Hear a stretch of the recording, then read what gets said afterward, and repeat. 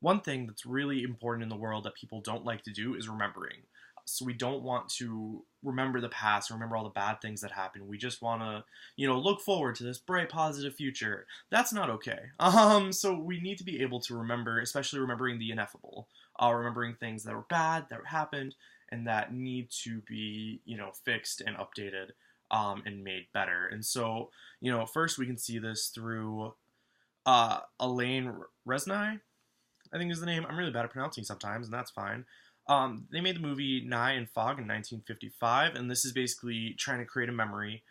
So it's about 10 years after the Holocaust, and it's a scary movie.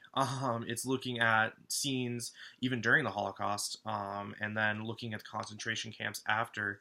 The movie was split up into three parts when I watched it. In the second segment of the movie, we're looking at scenes of inmates. They're talking about castration. They're talking about just things of that nature. I can't even imagine.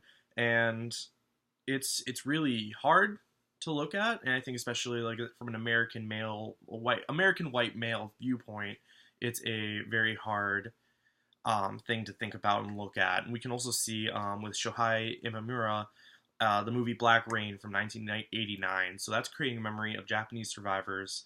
About 22 minutes into the movie, there are people fishing in the river, and they talk about basically the same thing, where people have already forgotten about the bombings.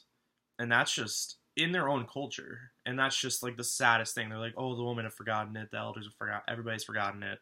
And it's just it's hard to watch. But that's the point of all of this. So, the filmmakers are trying to create an intersemiotic relationship so that we can feel the cultures and feel what they're feeling and what they have experienced, and even what they were experiencing at the time the movies were made.